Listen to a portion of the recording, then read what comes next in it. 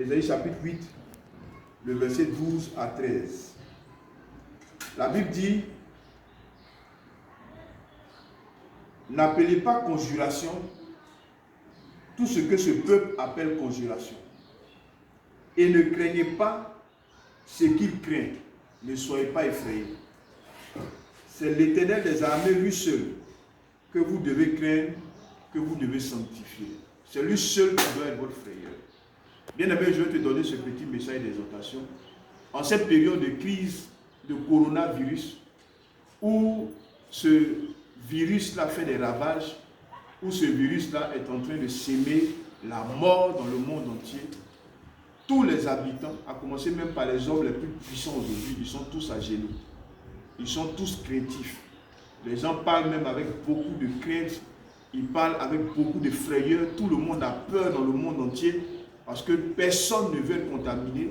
Quand on a réussi à mettre dans la tête de tout le monde qu'une fois que tu es contaminé par ça, tu te retrouves directement au cimetière. C'est un message d'exhortation que je veux te donner ce matin pour te dire, selon la parole de ton Dieu, Dieu te dit ce soir, ne crains pas ce que ce peuple craint.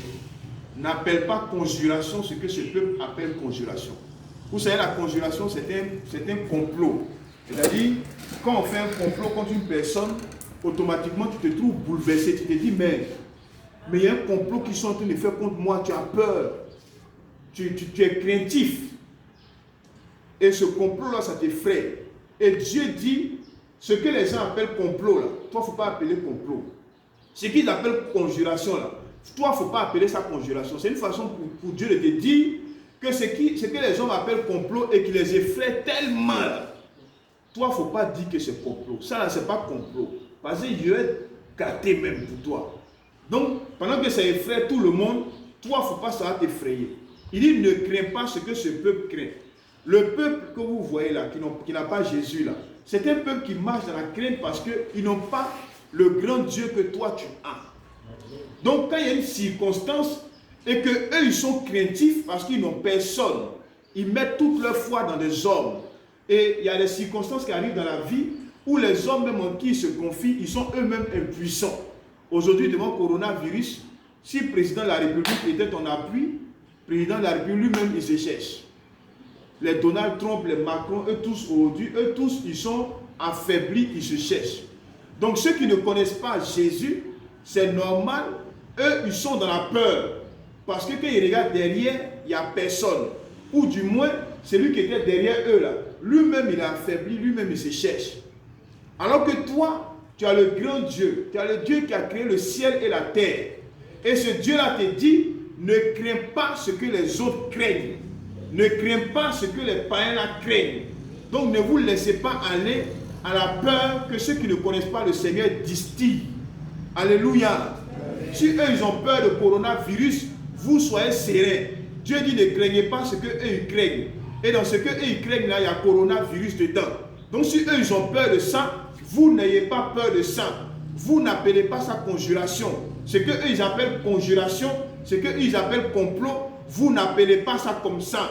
N'ayez peur de rien du tout. Alléluia. Un chrétien n'a peur que de Dieu seul. Et c'est ce que dit le passage.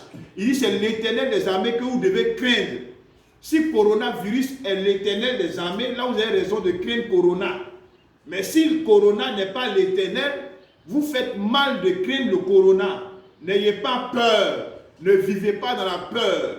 Les mesures que le gouvernement a édictées, respectez ces mesures-là simplement. Lavez-vous les mains, portez des masques pour ceux qui veulent, mais que votre foi ne soit pas dans ces mesures-là.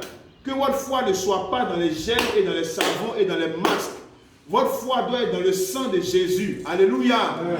Couvrez-vous du sang de Jésus. Je ne connais aucun démon qui peut traverser le sang de Jésus pour vous atteindre.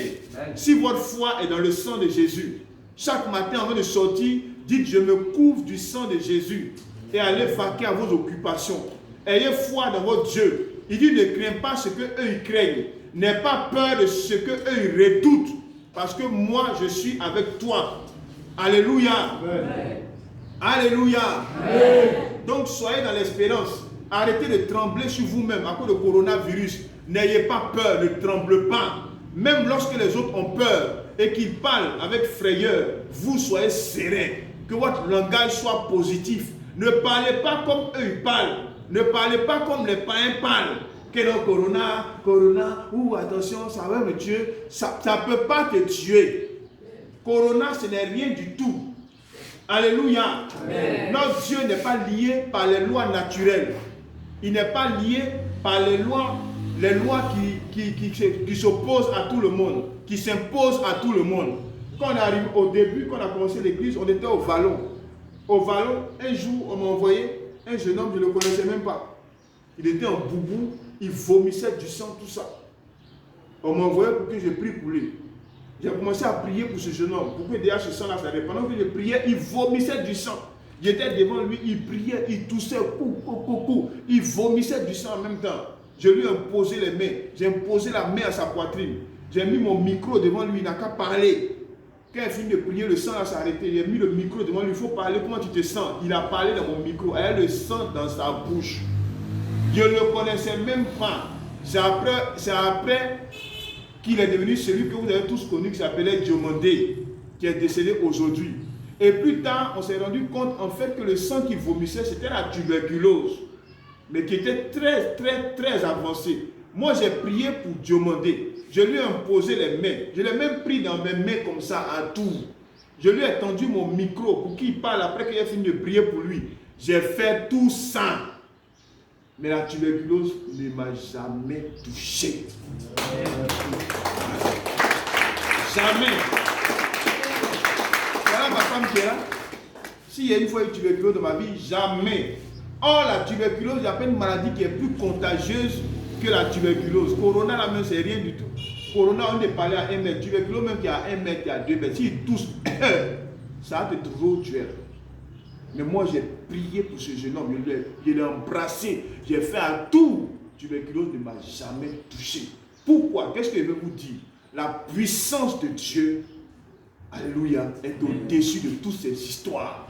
Les corona, les quoi, vous n'êtes pas censé être touché par ça. Quand Dieu te protège, il te protège contre ce qui est visible et ce qui est invisible.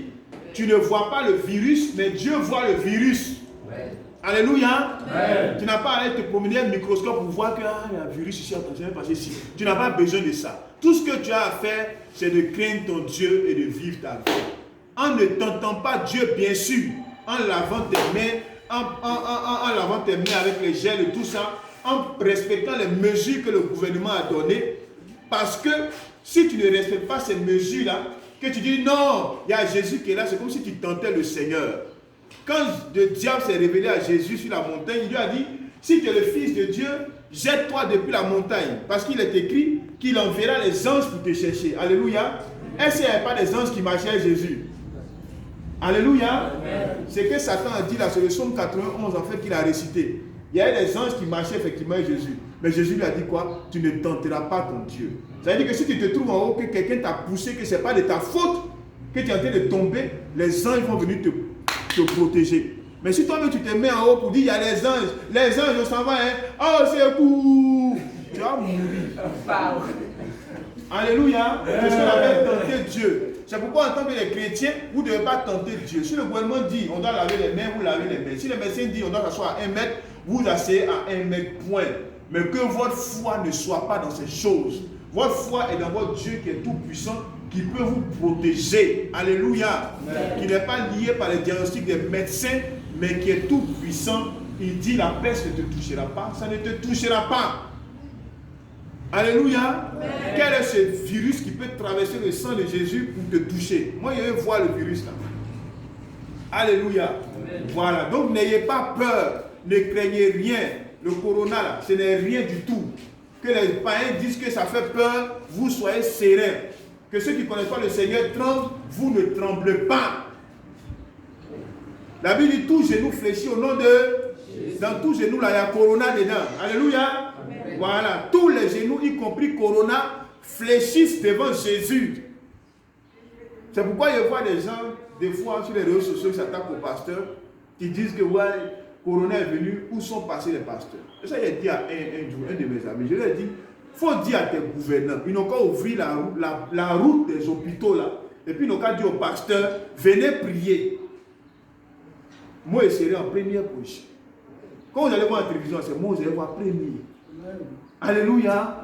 C'est bêtise Corona. Tous genoux fléchis au nom de Jésus. On a prié pour des gens ici qui avaient cancer, qui sont guéris. On a prié pour des paralytiques qui ont marché. On a prié pour des gens qui ont été condamnés par la médecine, qui se sont levés, qui ont marché. C'est quoi on appelle Corona et qui veut aujourd'hui, on veut traumatiser tout ce. N'ayez pas peur de ça. Alléluia.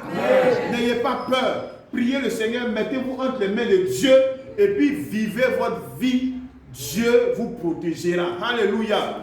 Mais je vais terminer en précisant que cette protection de Dieu-là n'est pas pour tout le monde. Elle est pour ceux qui craignent Dieu. La Bible dit, celui qui demeure sous l'abri du Très-Haut, Psaume 91, verset 1.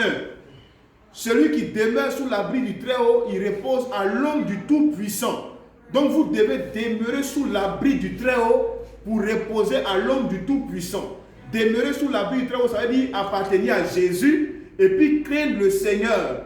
Sa protection n'est pas pour les enfants rebelles. Sa protection n'est pas pour les chrétiens, un pied dedans, un pied dehors. Sa protection est pour ceux qui le craignent. C'est pourquoi le psaume 34, verset 7 dit, l'ange de l'Éternel campe autour de celui qui le...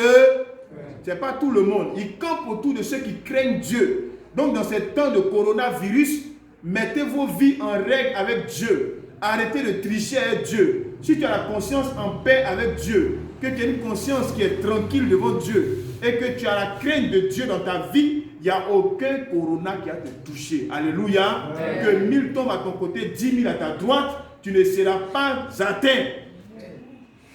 Que Dieu vous bénisse. Amen.